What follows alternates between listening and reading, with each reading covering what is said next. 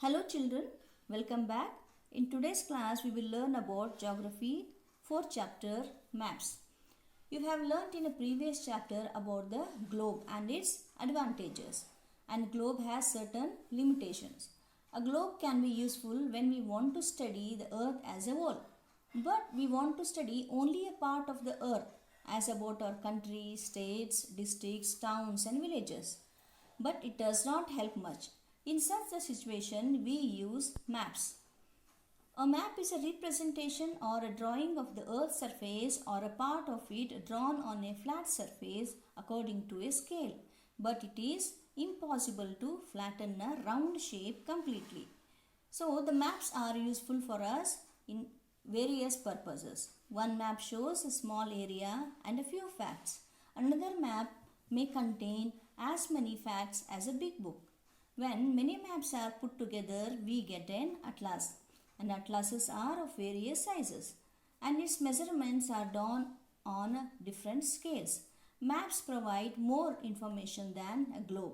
There are different kinds of maps. Some of them are physical map, political maps and thematic maps. Physical maps.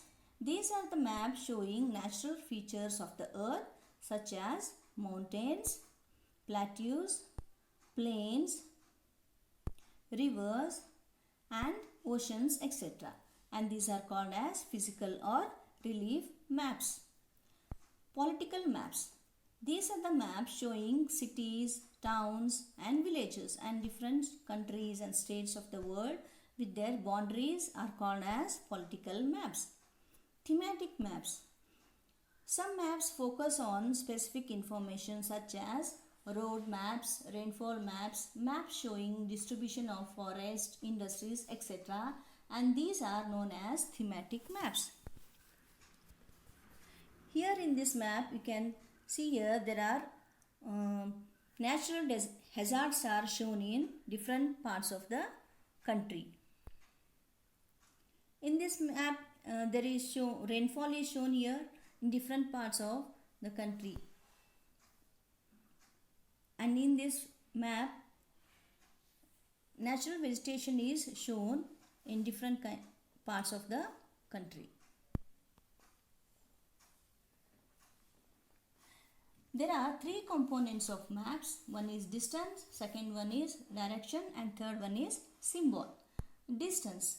Many maps are drawings which reduce the entire world or a part of it to fit on a sheet of paper, or we can say maps are drawn to or reduced to scales, but this reduction is done very carefully so that the distance between the places looks like real. It can also be possible when a small distance on paper represents a large distance on the ground. Therefore, a scale is chosen for this purpose. Scale is the ratio between the actual distance on the ground and the distance shown on the map. When large areas like continents or countries are to be shown on the paper, then we use small scale. For example, 5 centimeter, but it is shown on the map as 500 kilometer of the ground.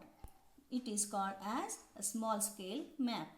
When a small area like your village or town is to be shown on paper, then we use a large scale. That is, for example, 5 centimeter. On the map, it shows 500 meters only on the ground.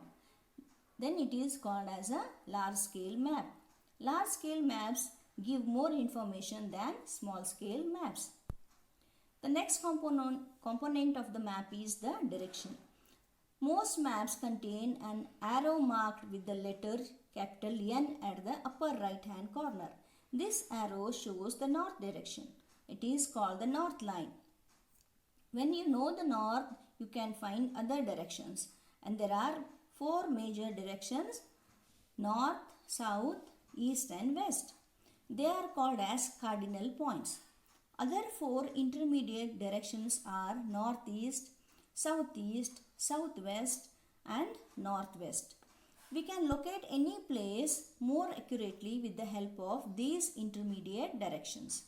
We can find out the direction of a place with the help of compass also. It is an instrument used to find out main directions.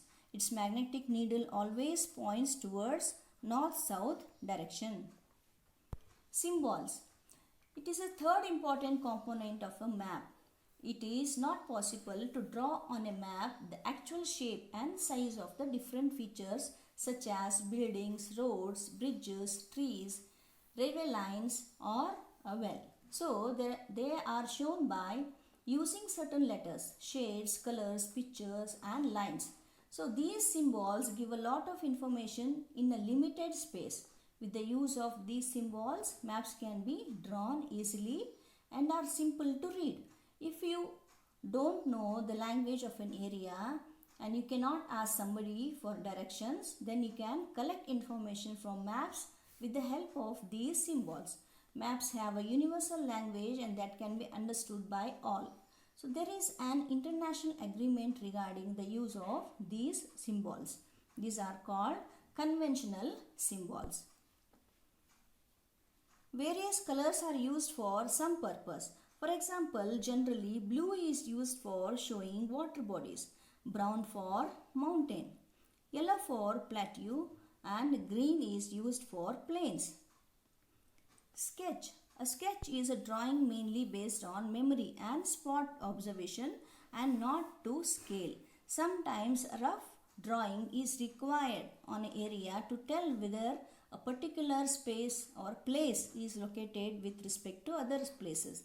Suppose you want to go to your friend's house but you don't know the way.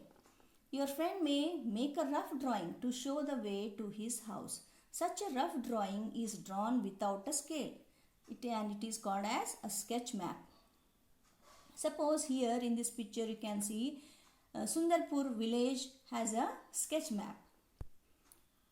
A plan is a drawing of small area on a large scale. A large scale map gives a lot of information, but there are certain things which may sometimes want to know. For example, the length and breadth of a room. Here in this picture you can see a plan of a building which can't be shown on a map. At this time we can refer drawings drawn on scale and it is called as a plan.